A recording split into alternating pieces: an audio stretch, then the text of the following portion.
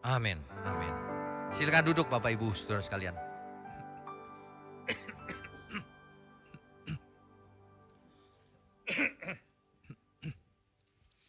Selamat pagi, Shalom. Tema besar kita di hari ini adalah Memento Mori. Subtemanya pagi ini, jangan takut. Nanti yang kedua, kebangkitan. Memento Mori ini sudah pernah kita seminarkan berapa tahun yang lalu. Tetapi perlu diulang rupanya. Sebab manusia itu gampang lupa.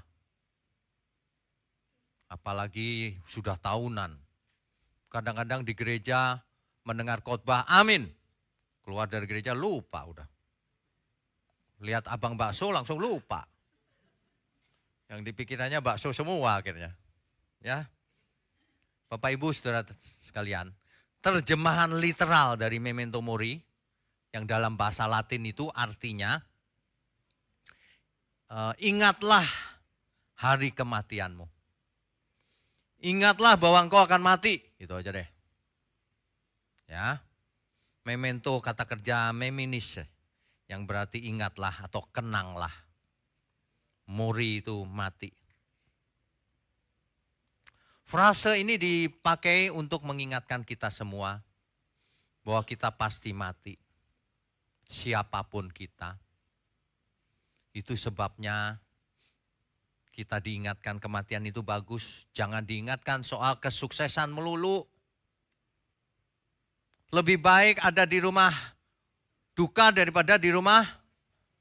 Lebih baik mendengar khotbah tentang kematian daripada kesuksesan dunia ini. Kemewahan, kekayaan, percuma dengar itu. Mau sukses, percuma itu, sukses-sukses seperti itu. Kita itu harus ingat, sebentar lagi kita mati, semua kita. Ya, pada umumnya orang itu nggak mau loh bicara soal kematian. Takut. Lagi pula ngapain sih Pak ngomong kematian? Tabu. Banyak yang begitu tuh. Takut. Bicara aja takut soal kematian. Jangankan kematian. Kesakitan aja takut ngomong. Ada orang yang sudah Kristen lama. Udah tua bahkan. Saya tanya, bagaimana Pak? Sehat gak? Jangan ngomong gitu, nanti aku sakit. Loh, nanya baik-baik dia disalahin malah.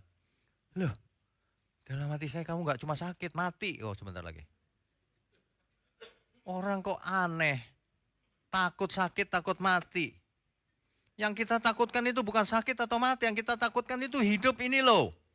Bener apa enggak hidupku ini di hadapan Tuhan? Mati mah gak masalah. Tapi hidup ini yang harus kita persoalkan. Ya. Sebab setiap kita bisa mati setiap saat. Di sembarang tempat. Memangnya kalau mati bisa gini ya.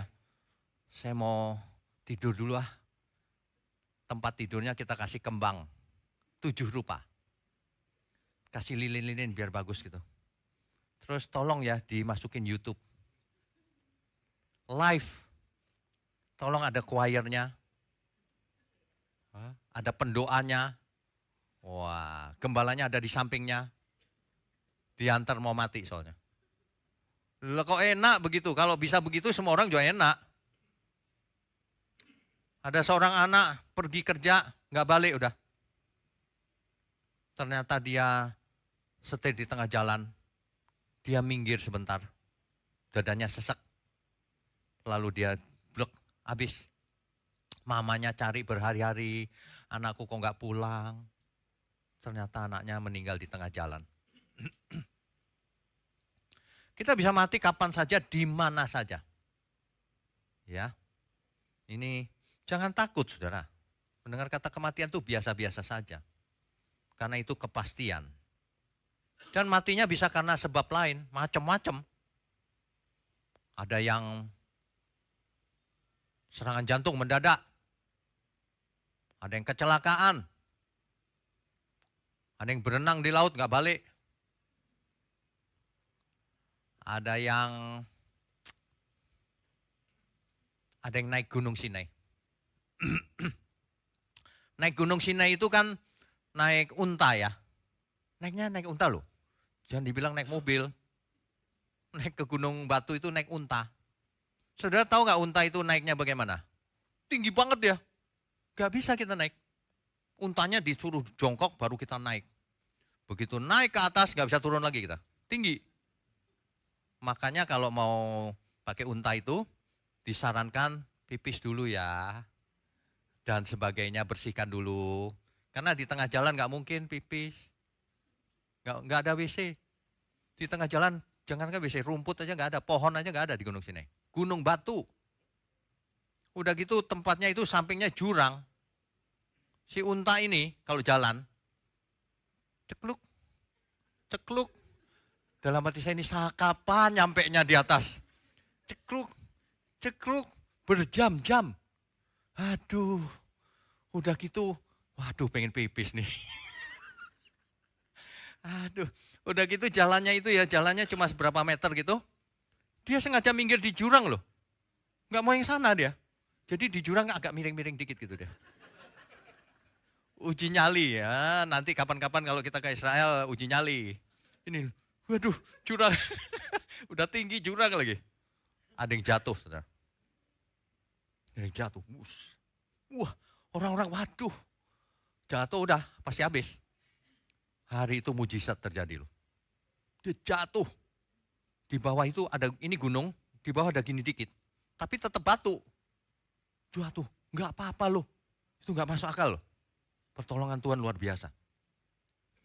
Ya, kalau orang belum waktunya dipanggil Tuhan, biar jatuh jadi jurang dia nggak mati.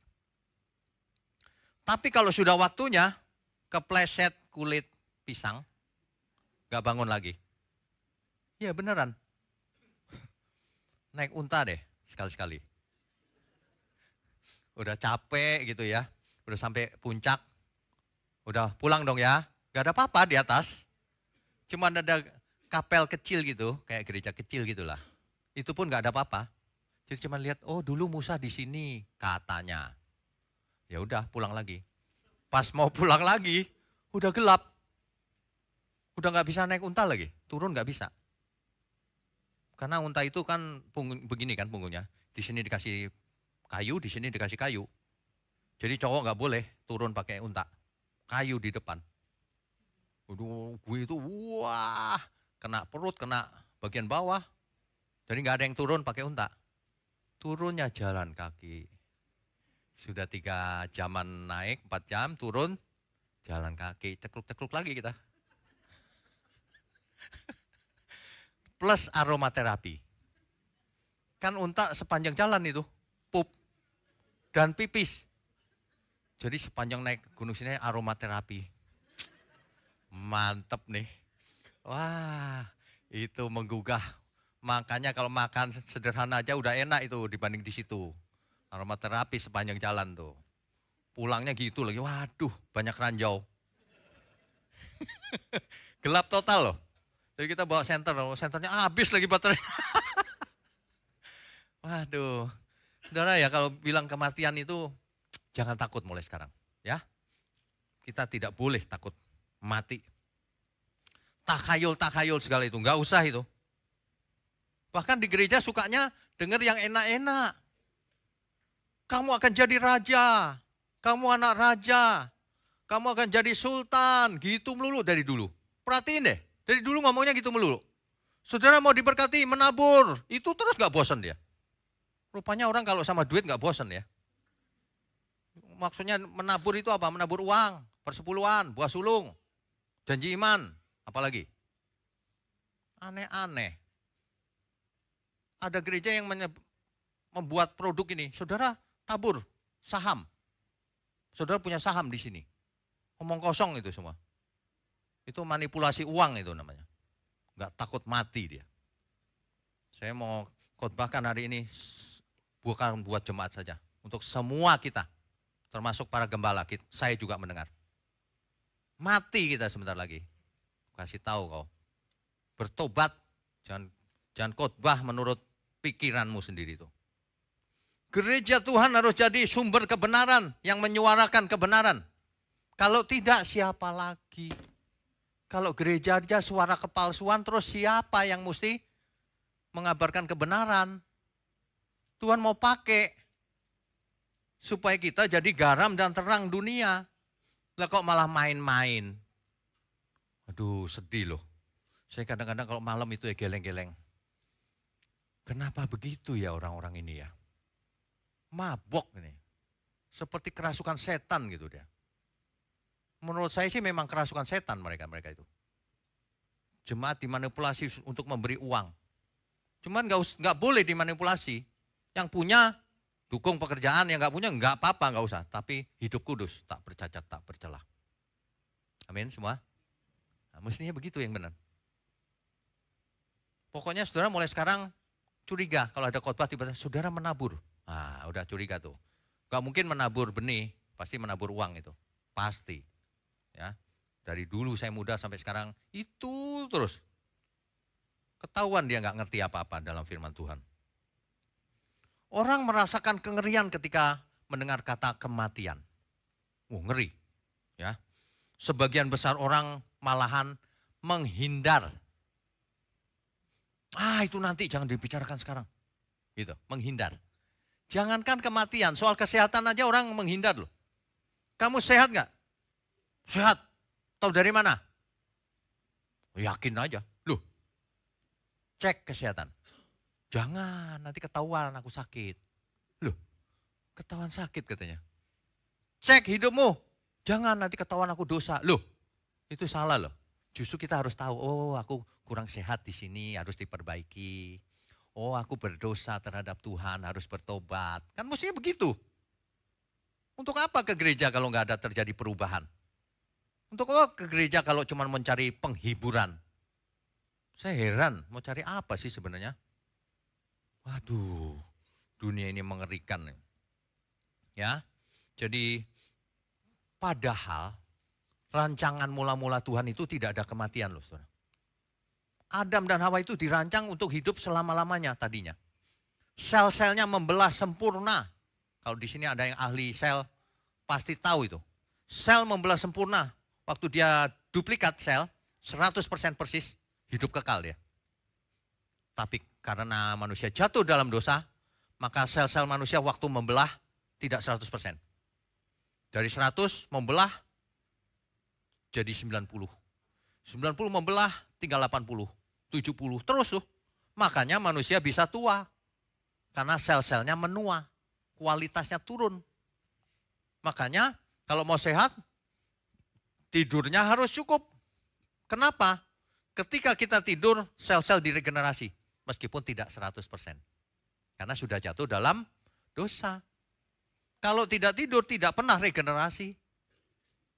Harus tidur cukup. Ya, kita itu harus belajar dengan hikmat Tuhan selagi masih ada waktu, selagi kita masih hidup, sebab kita nanti mati. Ada orang kalau berpikir nanti kita mati percuma kalau kita hidup salah itu. Yang benar nanti kita mati, sebelum kita mati, kita lakukan bagian kita yang terbaik. Begitu harusnya. Ya. Nah, jadi setelah jatuh dalam dosa, manusia mati. Matinya ada dua. Satu mati secara fisik. Adam mati umur 930 tahun. Fisiknya. Tapi rohaninya mati sekaligus. Karena yang melanggar perjanjian dengan Tuhan. Jangan kau makan buah itu, dimakan sama dia. Rupanya Adam rakus. Tanda kutip. Rakus. Makanya kita sekarang harus belajar. Ini maaf ya, jangan rakus. Makan itu biasa saja. Jangan apa itu namanya ya? Buffet. Buffet itu apa ya? Makan sekenyang-kenyangnya. Saya mau dibayarin buffet juga nggak mau. Kenapa? Nggak kuat. Karena perut saya sedikit. Makan secukupnya saja. Dulu waktu masih muda buffet pernah sih sekali itu. Setelah buffet bukannya enak. Emangnya enak. Kekenyangan banget gitu terus enak gitu. Wah itu, waduh berat itu kerjanya. Ya, wah Kita harus belajar banyak, saudara. Gereja Tuhan itu untuk membentuk kita semua di dalam Tuhan. Karakter. Bukan cuma uang aja, ngapain uang, gak penting uang. Uang dikerjakan saja pasti Tuhan berkati kita juga. Ya, umur manusia menurun terus sejak Adam. Adam 930 tahun. Saudara bisa bayangin gak kalau kita dikasih umur 930 tahun? Waduh. Wah, tapi ya jangan tua. 930 tahun tapi gak bisa apa-apa, cuma diem, cuma kedip-kedip matanya itu. Ya jangan kalau gitu, buat apa? Ya kan? Kalau umur panjang harus sehat. Jadi hidup kekal di surga itu ada yang nanya saya, Pak nanti hidup kekal di surga itu muda atau tua Pak? Ya pasti muda lah. Masa hidup di surga tua banget gak bisa kerja. Di bumi lumpuh, di surga lumpuh terus gitu. Wah mendingan gak masuk surga tuh. Itu namanya dihukum kekal namanya. Di surga semuanya beres. Makanya sebelum itu kita habis-habisan sekarang ini. Supaya kita sampai di surga sama-sama. Amin ya. Berapapun harganya yang harus dibayar. Bukan uang, dibayar dengan kesungguhan hati, dengan ketulusan, dengan cinta Tuhan. Dengan mematikan perasaan kita sendiri. Itu.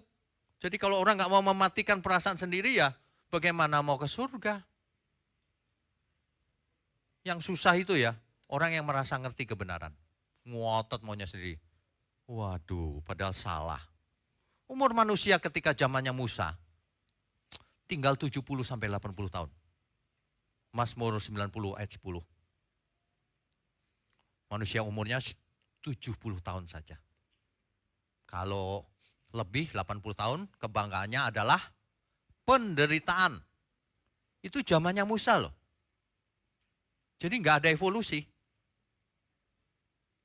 Zamannya Musa sampai hari ini sama manusia. Malah sekarang menurun. Banyak yang umurnya cuma 30 juga sudah meninggal. Iya kan? Jadi yang saya bingung itu gini, kalau orang sudah usianya lanjut, masih belum bertobat, saya bingung. Karena baterainya tinggal dikit. Umurnya 60-70 misalnya. Nggak mau bertobat, nunggu apa lagi? Yang muda aja bisa setiap saat, iya kan?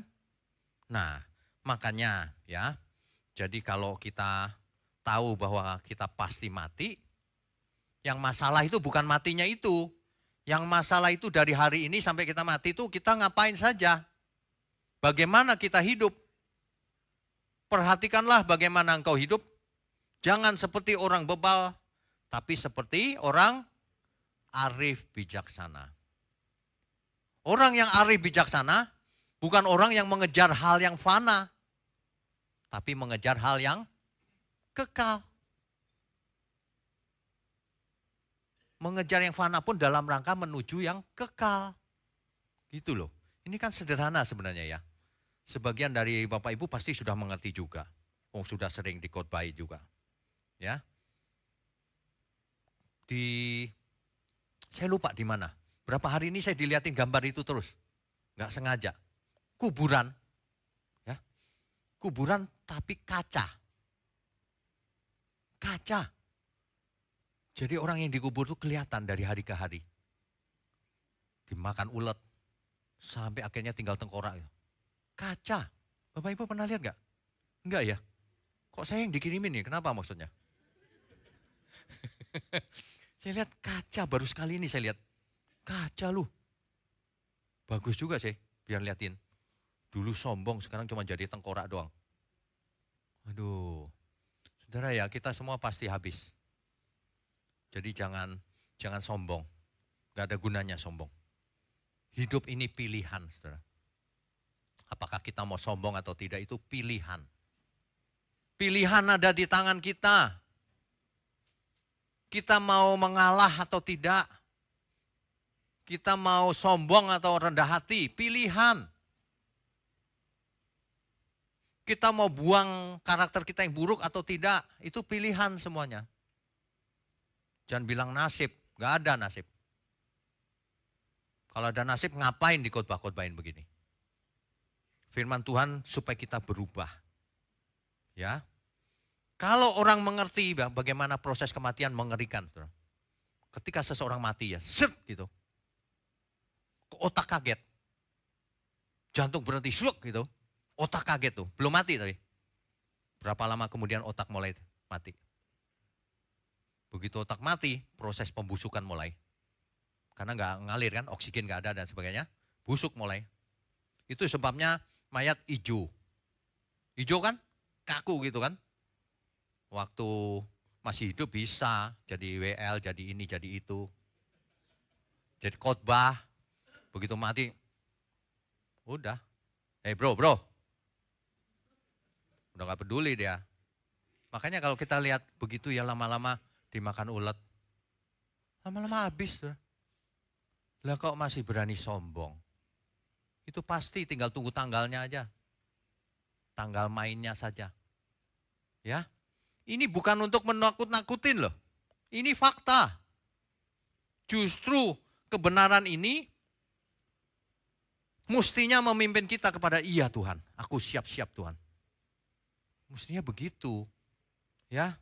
Jadi kalau dalam hitungan jam saja lalu terjadi kekakuan, nanti ada saatnya dia lemes lagi. Prosesnya begitu tuh. Dulu ada orang yang takut ke rumah duka. Kalau lihat mayat takut. Kalau kena firman yang benar, dia nggak takut sekarang. Dia ada di sampingnya liatin, iya ya kita dulu kok sombong ya. Gitu. Udah nggak ada ketakutan. Apalagi mayat, setan aja nggak takut harusnya. Yang benar tuh begitu saudara. Kita itu disetting jadi anak-anak Allah. Katakan amin. Anak-anak Allah kok takut sama setan. Anak Allah itu nggak takut apapun. Kecuali takut akan Tuhan. Ya, itu yang benar. Ingat, kematian itu bukan akhir. Justru ini yang mengerikan. Mengerikannya di sini. Kalau kematian itu akhir, lalu nggak berasa lagi, oh nggak masalah, enak, buat dosa aja, korupsi triliunan aja, iya kan? Puas, mati, ya sudah, nggak ada rasa. Salah, banyak orang berpikir begitu loh. Kalau mati nggak masalah, tapi ingat ada kebangkitan, dibangunin lagi, bangun. Yang satu menerima kekekalan bersama Tuhan. Tapi yang orang jahat, wah dia meraung-raung di api kekal. Percuma, udah sekenceng-kencengnya meraung, wah tetap gak ada solusi, tetap di api kekal. Itu yang namanya kematian yang kedua. Jangan sampai kita mengalami itu. Itu sebabnya penjelasannya kenapa roh jahat, setan-setan gak ada tuh. Yang suaranya damai sejahtera nggak ada. Pasti suaranya nangis. Hii, gitu. Kalau ketawa sih lucu ya. Awas ya Bapak Ibu ya, nanti kalau ada setan ngomong, terus ketawa aja. Gitu. Itu penjelasannya nangis. Setan kan gitu kan. Nggak ada setan khotbah, mana ada. Ada, bentuknya manusia. Itu manusia yang kerasukan setan. Khotbah ngawur-ngawur. Bukannya takut Tuhan. Itu orang yang gak takut Tuhan loh itu. Itu mensabotase pekerjaan Tuhan. Waduh itu nekat banget loh. Dia gak berpikir ya Tuhan punya proyek menyelamatkan banyak jiwa. Dia malah membawa umat ke samping. Mau cari untung sendiri. Waduh itu pasti binasa itu di tangan Tuhan. Terkutuk orang yang mengajarkan Injil yang lain. Yesus yang lain. Roh yang lain. Terkutuk itu. Makanya Tuhan bicara dengan Abraham. Abraham, barang siapa berbuat baik sama kamu, aku akan berbuat baik sama dia. Barang siapa memberkati kamu, aku akan memberkati dia. Meskipun orang kafir sekalipun. Tapi barang siapa menganggap enteng kamu, akan kukutuk dia. Kuhancurkan dia, kata Tuhan. Itu mestinya mengajarkan kita semua ya. Kalau kita ada di jalurnya Tuhan, mendukung pekerjaan Tuhan, mempersembahkan hidup kita untuk keselamatan banyak jiwa. Diberkati Tuhan. Diberkati itu bukan kaya raya ya, bukan. Diberkati itu Tuhan berkenan. Diberkati itu kita nanti dibawa ke langit baru, bumi baru. Itu berkat yang sesungguhnya. Tapi kalau ada orang anggap enteng pekerjaan Tuhan, ia malah menjerumuskan banyak orang. Akan kuhancurkan dia, kata Tuhan. Karena itu proyeknya Tuhan, bukan kita loh. Ini maksudnya, akan kuhancurkan dia. Habis, saudara, kalau Tuhan bicara begitu. Makanya yang diberi banyak dituntut banyak. Kita nggak pernah ngomong uang di sini. Tapi kalau saudara punya banyak dituntut Tuhan banyak.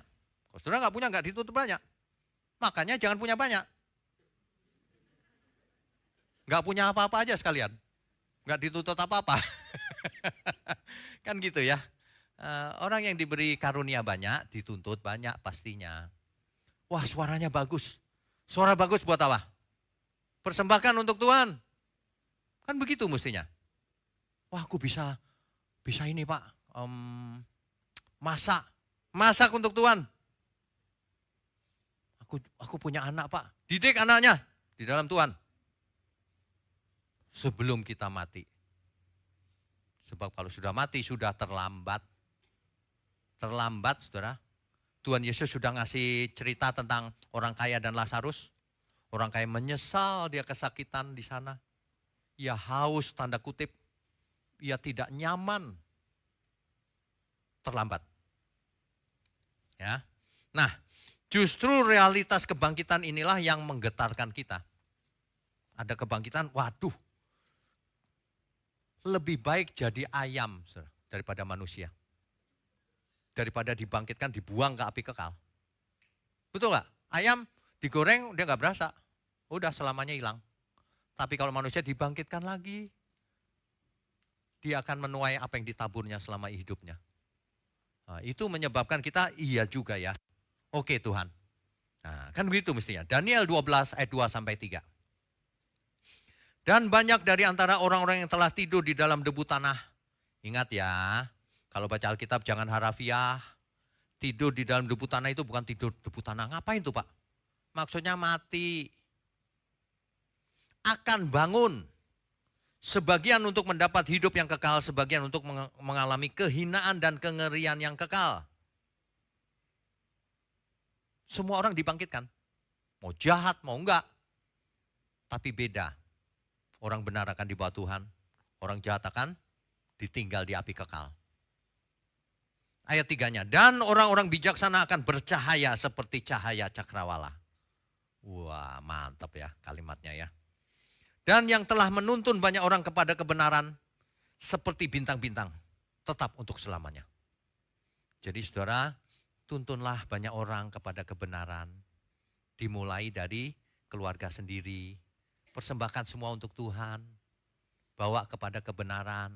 Saudara-saudara kasih tahu, kapan-kapan ikut ya. Bahasanya yang halus. Caranya yang halus. Orang belum mengerti soalnya.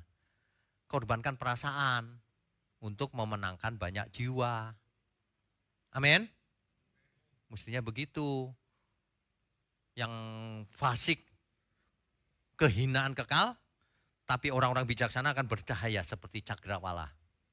Cahaya cakrawala. Dan yang telah menuntun banyak orang kepada kebenaran seperti bintang-bintang. Dimuliakan bersama Tuhan maksudnya. Hidup ini satu-satunya kesempatan, saudara. Jangan sampai disia-siakan. Makanya dari waktu ke waktu, jangan disia-siakan. Dari menit ke menit, jam ke jam, jangan kita buat salah. Saudara, kita semua pernah buat salah. Tapi kalau salah gini loh, aduh kenapa aku salah ya? Mestinya begitu loh. Orang yang mau bertobat tuh begitu. Bukan gak bisa buat salah. Ketika buat salah dia minta ampun lagi. Jangan udah buat salah gak apa-apalah. Aku manusia biasa. Itu belum bertobat namanya. Pengkhotbah 12 ayat 1. Ingatlah akan penciptamu pada masa mudamu. Tapi saya sudah gak muda Pak. Tetap ingatlah sedini mungkin maksudnya. Ingatlah penciptamu sedini mungkin. Sebelum tiba hari-hari yang malang dan mendekat tahun-tahun yang kau katakan tak ada kesenangan bagiku di dalamnya. Mumpung kita masih bisa jalan, masih bisa mendengar, masih sehat, Ayo, ingatlah penciptamu. Ingat itu bukan cuma diingat gitu, bukan. Ingat itu, ya Tuhan, cari dia. Lakukan kehendaknya. Itu maksudnya ingatlah. Ya. Nah, jadi bagi orang percaya kita mengerti bahwa sebenarnya tidak ada harapan hidup ini. Di luar Tuhan Yesus. Makanya segala sesuatu sia-sia. Kenapa? Kalau di luar Tuhan Yesus segala sesuatu sia-sia. Bayangin, dari kecil cepat sekali jadi dari balita menjadi remaja, cepat sekali. Dari remaja sebentar lagi pemuda-pemudi, dewasa. Cepat sekali lalu tua. Waktu cepat sekali. Kalau itu dibiarkan berlalu begitu saja, rugi besar. Saudara. Rugi besar. Orang yang tidak cerdas itu begitu, menghabiskan waktunya sia-sia. Dikasih tahu ikut Tuhan, nggak mau dia. Itu nggak cerdas itu sebenarnya. Orang-orang seperti itu. Ya, udah diajak ke surga nggak mau itu nggak cerdas itu namanya. Tidak ada yang bisa lolos dari maut kecuali Tuhan Yesus. Kecuali melalui Tuhan Yesus. Makanya lebih baik tidak pernah hidup kalau hidup menolak Tuhan Yesus. Memento mori, ingatlah hari kematianmu. Ya, jangan takut saudara. Kita tahu, saya mau tanya begini. Kemarin saya bicara sama beberapa orang gini. Beberapa orang tidak cocok dengan orang yang lain, temannya sendiri.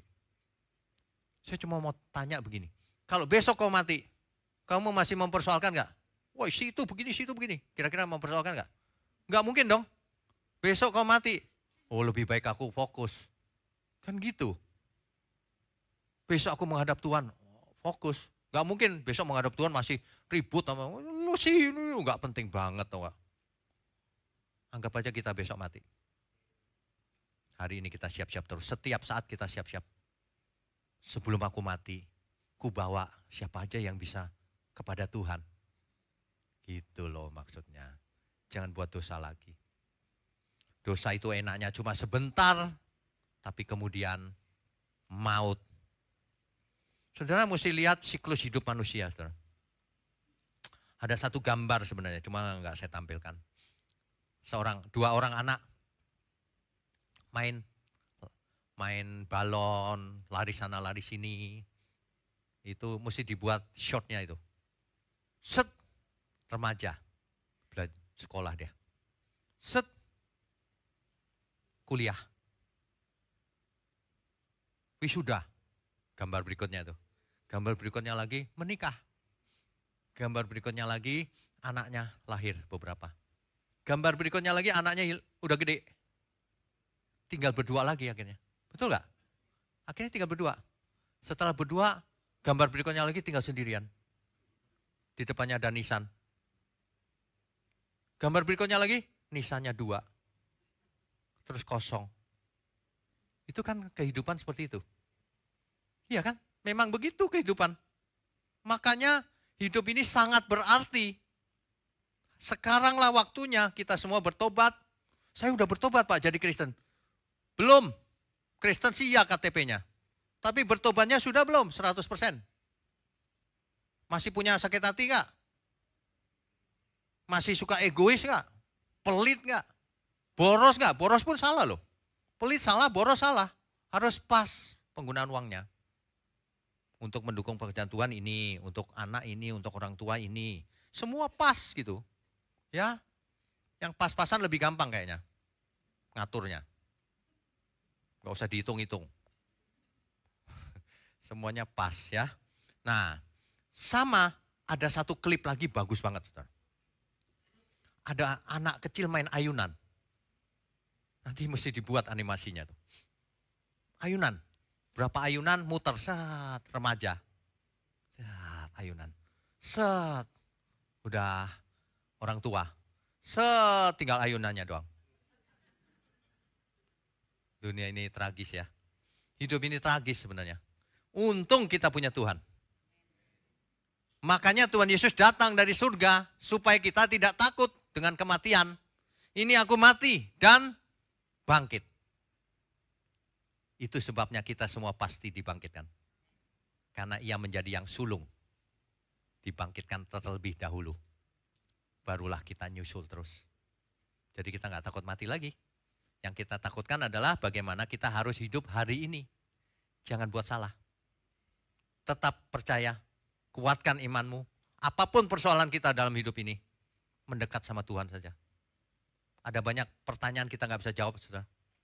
Nggak usah cari jawab. Kita mendekat sama Tuhan saja. Ada amin semua? Bapak Ibu Saudara, itu sebabnya suatu hari saya diberi lagu sama Tuhan ini. Yang hidup ini fana. Ya, hidup ini fana, Saudara. Fananya dunia ini bagaikan uap. Itu ada di kitab Pengkhotbah itu. Uap itu ada loh. Tapi ketika dipegang hilang dia. Fananya dunia ini seperti uap. Manusia berlalunya buru-buru. Ya. Fananya dunia ini bagaikan uap. Hanya sekejap saja ada. Hidup di bumi ini hanyalah singkat. Untuk apa kita dicipta? Hidup hanya menumpang di bumi ini.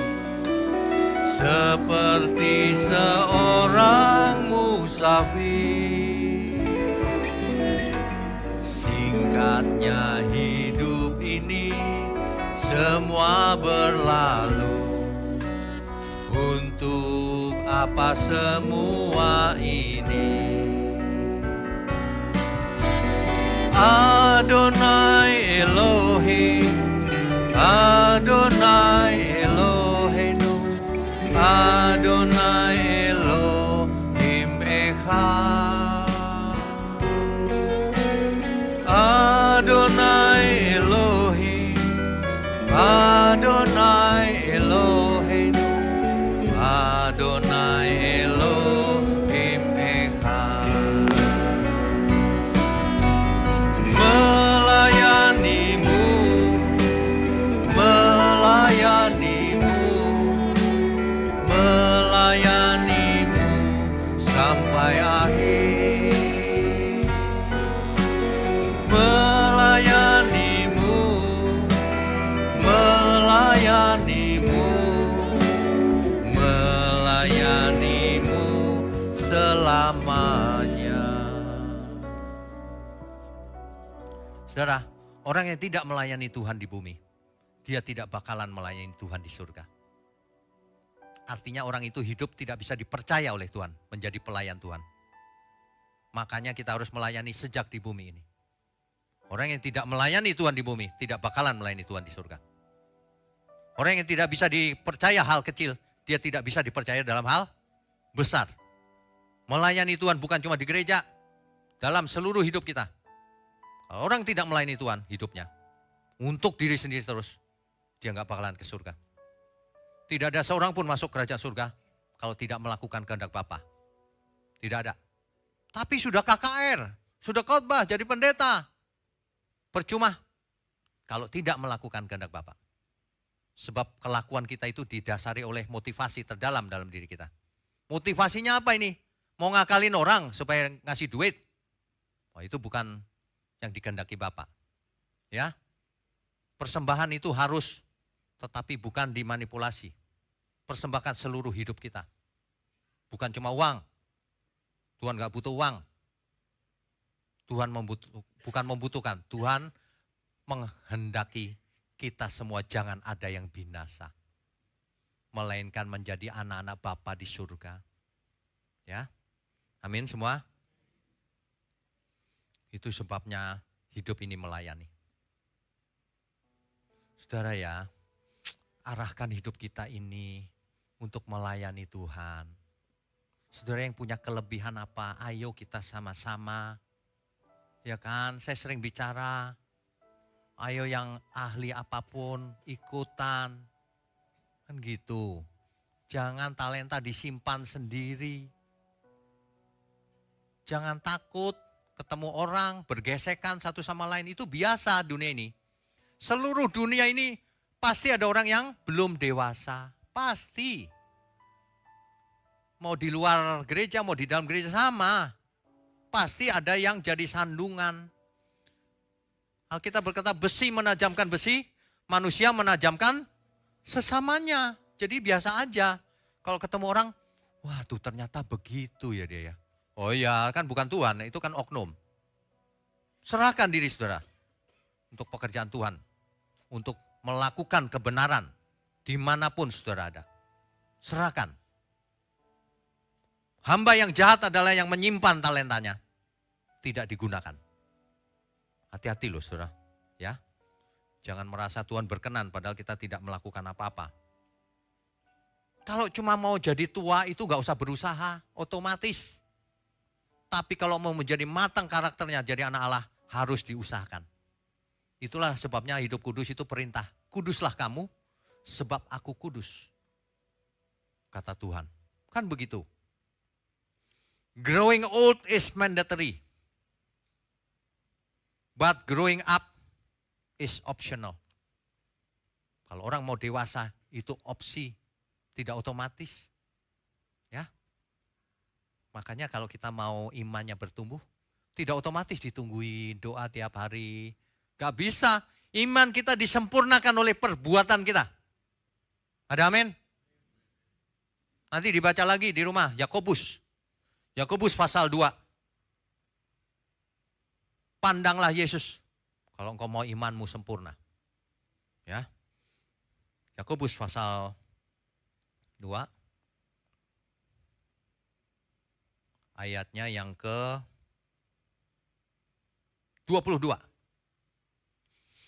Kamu lihat bahwa iman bekerja sama dengan perbuatan-perbuatan dan oleh perbuatan-perbuatan itu iman menjadi sempurna. Jangan memiliki iman fantasi cuma di pikiran aku percaya Tuhan. Setan juga percaya Tuhan. Percayanya yang bagaimana dulu. Percaya yang benar itu ada tindakan nyata. Sebab yang namanya cinta itu tindakan nyata. Bukan cuma di angan-angan. Apalagi dalam hati. Jangankan begitu, olahraga aja nggak boleh dalam hati. Ada nggak di sini? Saya sering olahraga Pak tiap hari. Dalam hati. Olahraga kan fisik. Harus nyata. Sama ibadah yang nyata itu baik secara fisik maupun rohani. Sama semua seluruh hidup. Itu baru ibadah yang benar. Ya, 2000 tahun yang lalu Tuhan Yesus mati di kayu salib. Ingat baik-baik itu. Supaya kita pun mengalami kebangkitan bersama dia. Jika kita mati di dalam dia juga. Jadi kalau enggak bakalan saudara. Tidak bakalan ada orang yang selamat kalau tidak melalui Tuhan Yesus. Ya, ada orang yang komentar di YouTube gini. Oh ini ngajarin Jesus only nih. Cuma Yesus nih. Enggak ada bapaknya. Kamu dengerin yang lengkap. Ya. Kamu main fitnah-fitnah ya. Gak takut Tuhan. Gak takut Tuhan. Orang yang gak takut Tuhan tuh saya bingung loh kadang-kadang. Kamu tuh hebatnya apa sih? Oh ditampar malaikat langsung pingsan kok. Ya berani. Menyerang gereja Tuhan berani dia. Dia belum tahu dia. Huruf G yang itu. Sesungguhnya gereja ini rumah Tuhan. Jangan ya saudara ya, jangan. Yang di luar sana, kamu gak suka jangan dengerin lagi. Tapi jangan kau serang-serang gereja Tuhan. Kau binasa nanti. Ya. Lagi pula kalau komentar itu munculkan wajahnya. Kau siapa? Jangan bikin engkau akun palsu. Terus komentar-komentar. Kok pengecut begitu ya. Kebenaran tuh dibuka apa adanya. Dibahas baik-baik. Ya, kalau ada yang salah kita benerin sama-sama. Jangan punya mental seperti itu.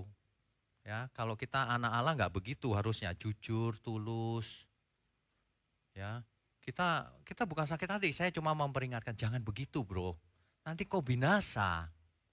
Kita nggak menginginkan siapapun binasa kok. Kita menginginkan semua orang bertobat seperti kehendak Tuhan itu loh. Semua orang sadar, berbalik dan bertobat. Nanti kita ketemu lagi di surga. Enak kan? Amin semua. Mestinya begitu, kita beri kemuliaan untuk Tuhan.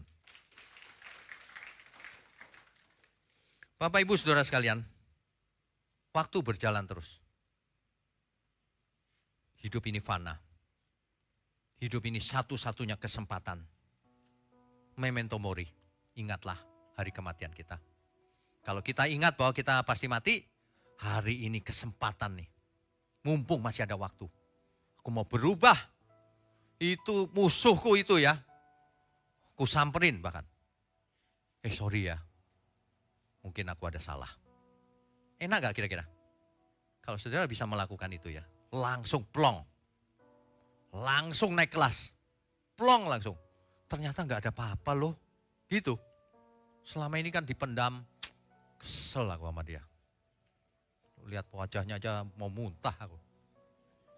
Lebay banget sih lu. Orang yang begitu ya, nanti malaikat juga sama lu. Gue juga mau muntah lihat lu. Jangan ya saudara ya. Kita ada di GMM, juga di gereja manapun. Kita harus sama.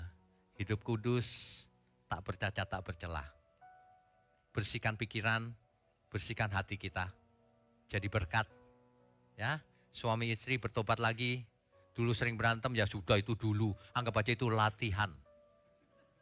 Kan sparring partner kan, berantem ya udah cukup, udah kenyang kan, sekarang gak berantem lagi. Kan gitu kan harusnya. Jangan makin tua makin jadi katanya. Jangan saudara, waktunya makin sedikit, makin tipis waktu yang kita punya itu. Ya, sebentar lagi kita adakan perjamuan kudus, siapkan hati kita, bersihkan pikiran dan hati kita. Kalau tidak itu menghina Tuhan. Datang kepada Tuhan, mempersembahkan hidup yang cacat, yang sakit hatinya banyak. Itu bahaya itu. Jangan menghadap Tuhan dengan keadaan yang begitu. Makanya orang yang berdosa lebih berkenan bagi Tuhan. Aku berdosa Tuhan. Gitu. Waduh, ayo kita perbaiki hidup kita. Hidup ini cuman sederhana, saudara. Ringkasannya begini, ringkasannya. Dulu perjanjian lama manusia jatuh dalam dosa. Lalu ada salib Tuhan Yesus. Penebusan dosa. Semua manusia diberi kesempatan. Bertobat ke surga. Enggak bertobat ke neraka, udah titik. Simpel aja begitu. Maunya apa sekarang? Di depan kita ada batu nisan. Kalau kita ditontonin film, seandainya film ya. Berapa tahun lagi, terus kita ketemu, loh ini batu nisan siapa? Ada nama kita. Iya ya, aku mati ya suatu hari ya. Kira-kira hari ini masih gitu gak kira-kira? Masih songong gitu. Masih gayanya masih gini-gini gak kira-kira? Pasti gayanya udah gini. Katain nama temen tuh, ya gak apa-apa bro. Ingat nisan soalnya. Ingat batu nisan. Ya, ingatlah kita pasti mati. Tetapi hari ini, Roh Kudus ada bersama kita. Tuhan Yesus dan Bapa kita di surga sedang memimpin kita melalui Roh Kudus. Mari kita hidup tak bercacat, tak bercelah. Kerja keras yang pintar. Kerjakan segala sesuatunya untuk Tuhan. Persembahkan setiap talenta yang kita punya untuk Tuhan. Jangan tersandung dengan kiri kanan. Kalau orang mikirnya begitu, gak ada orang bisa melayani Tuhan. Kenapa? Pelayan di gereja pun bisa satu sama lain jadi sandungan kan? Dia kemarin ngomong itu, gue sakit hati nih. Gimana mau melayani Tuhan? Gitu aja jatuh. Itu kan jatuh begitu doang. Kita itu mesti tahan uji, tekun sampai kesudahannya. Kalau teman kita nyerang, oh ya dia mungkin buat salah. Gitu doang. Gak apa-apa, nanti dia benar kok suatu hari. Gitu loh, jadi jangan seperti orang dunia ini. Mata ganti mata, gigi ganti gigi. Waduh, itu bahaya itu. Mental seperti itu bukan mental anak Allah, saudara. Ya, kita siapkan, sebentar lagi kita akan perjamuan kudus. Kita beri kemuliaan untuk Tuhan. Saya undang para pelayan perjamuan kudus, maju ke depan.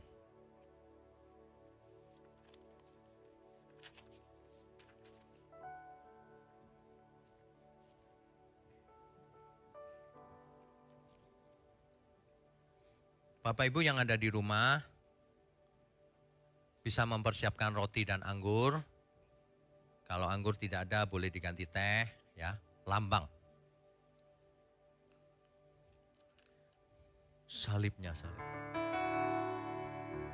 salibnya, selama mulia,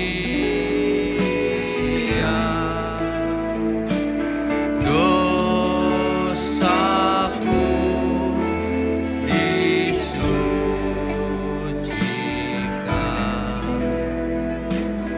oleh darah Yesus. Salibnya, salibnya. Salibnya,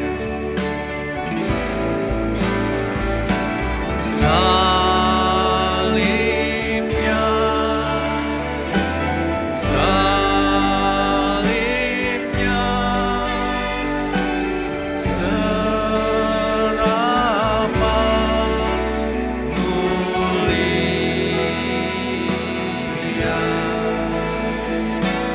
dosaku disucikan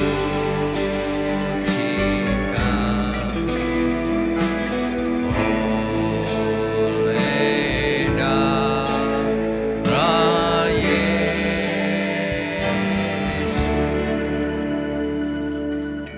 Bapa di surga, kami mengucap syukur kalau kami menjadi bagian dalam perjanjian yang baru, yang dimeteraikan oleh darah-Mu sendiri. Terima kasih, biarlah di pagi hari ini kami dilayakkan mengikuti perjamuan kudus, melakukan perjamuan kudus, melayani perjamuan kudus. Layakkan setiap kami, berkati roti dan anggur ini Tuhan, agar seluruh dunia boleh mengerti tentang apa yang telah Tuhan lakukan untuk umat manusia. Terima kasih, terima kasih. Mari para pelayan perjamuan kudus, bagikan roti dan anggur kepada seluruh pelayan Tuhan dan jemaat Tuhan, juga yang ada di bawah.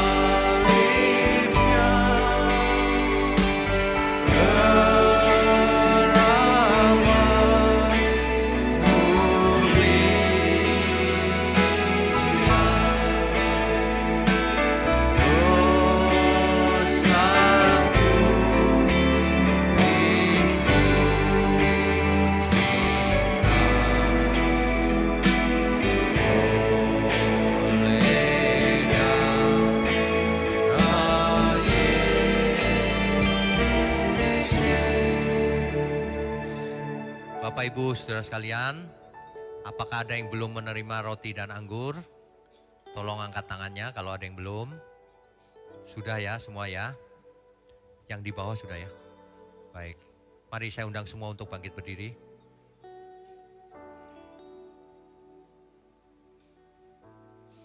Bapak Ibu Saudara, mari kita ucapkan pengakuan ini bersama-sama. Di dalam nama Tuhan Yesus, Di dalam nama Tuhan Yesus, aku percaya aku percaya bahwa tubuh Tuhan Yesus bahwa tubuh Tuhan Yesus telah dipecah-pecahkan, telah dipecah-pecahkan, darah Tuhan Yesus darah Tuhan Yesus telah ditumpahkan telah ditumpahkan bagi pengampunan bagi pengampunan dan penebusan dosa-dosaku. dan penebusan dosa-dosaku.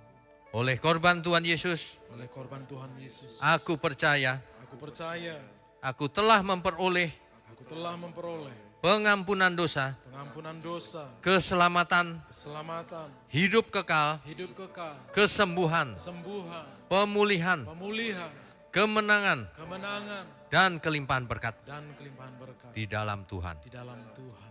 Oleh korban Tuhan Yesus, Oleh korban Tuhan Yesus, aku percaya aku percaya dan menerima dan menerima bahwa aku adalah milik Tuhan. bahwa aku adalah milik Tuhan, Hidup untuk mengabdi hidup untuk mengabdi dan melayani dan melayani bagi Tuhan Yesus. bagi Tuhan Yesus Dengan segenap hidupku dengan segenap hidupku sampai selama-lamanya. sampai selama-lamanya. Amin. Amin. Mari angkat roti dengan tangan kanan kita. Sebab apa yang telah kuteruskan kepadamu, telah aku terima dari Tuhan.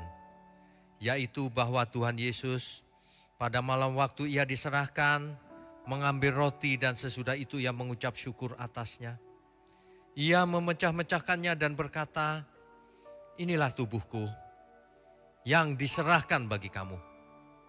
Perbuatlah ini menjadi peringatan akan aku. Saudara, roti ini menunjuk kepada tubuh Tuhan Yesus. Makanlah di dalam nama Tuhan Yesus Kristus.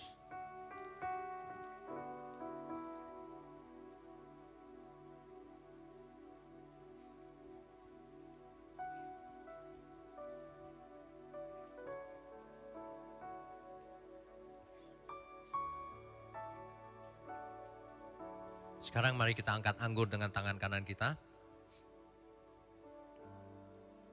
Demikian juga ia mengambil cawan sesudah makan, lalu berkata, cawan ini adalah perjanjian yang baru, yang dimeteraikan oleh darahku. Perbuatlah ini, setiap kali kamu meminumnya, menjadi peringatan akan aku. Sebab setiap kali kamu makan roti ini, dan minum cawan ini, kamu memberitakan kematian Tuhan, sampai ia datang. Saudara, anggur ini menunjuk kepada darah Tuhan Yesus. Minumlah di dalam nama Tuhan Yesus Kristus.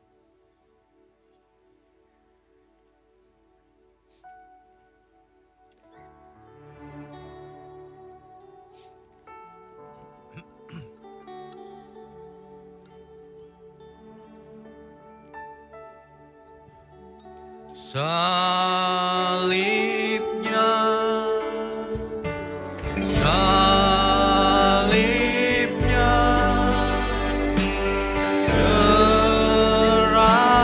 keramat mulia,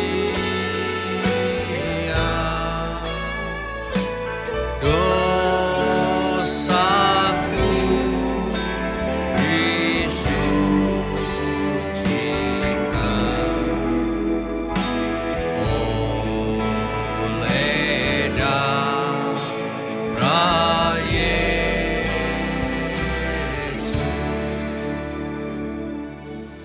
Bapa kami yang di surga, terima kasih untuk kebenaran firman-Mu, sehingga kami tidak takut kematian, tidak takut apapun, kecuali takut akan Tuhan. Terima kasih untuk gereja GMM, gereja mula-mula. Kami percaya ini adalah gereja-Mu Tuhan, rumah Tuhan. Untuk itu pakai, berkati, urapi kami semua, untuk menyebarkan kebenaran Amin. sampai selama-lamanya. Kami mengucap syukur untuk para pelayan Tuhan. Kau berkati mereka dengan seluruh keluarganya. Juga kami bersyukur untuk para umat-Mu dimanapun berada, baik yang hadir di tempat ini maupun yang mengikuti lewat online jauh di sana. Semuanya kami mau menjadi satu Tuhan dalam keluarga Allah di bumi. Terima kasih. Sekarang layakkan setiap kami mengangkat tangan kami untuk menerima berkat. Kami sambut segala berkat yang turun dari surga. Segala berkat, berkat jasmani, berkat rohani. Semua yang baik. Karunia-karunia roh, kecerdasan roh, kepekaan akan kehendak Allah turun atas kita semua. Di dalam nama Bapa, Putra, dan Roh Kudus. Haleluya. Amin. Amin. Silakan duduk Bapak Ibu, saudara sekalian.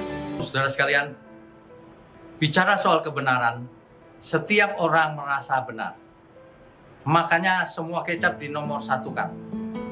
Ada orang yang mengatakan saya paling benar, ini paling benar, itu paling benar.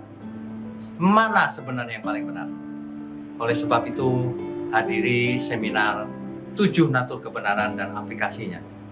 Seminar ini wajib dihadiri oleh para teolog, apologet, pengkhotbah, bahkan oleh para jemaat sendiri. Agar kita bisa membedakan manakah yang benar, manakah yang salah. Inilah alat uji kebenaran yang sangat objektif dan alkitabiah. Pastikan saudara ikut. Dan ajak seluruh saudara dan sahabat-sahabat. Bapak-bapak dan ibu-ibu yang terkasih dimanapun berada, yuk kita belajar pelajaran Alkitab bersama secara online. Setiap hari Rabu jam 7 malam bersama pendeta Bapak Wiknyo Tanto secara online, bisa melalui Zoom. Tetapi kita harus mendaftarkan dulu ke nomor berikut ini. Selamat bergabung dan Tuhan Yesus memberkati.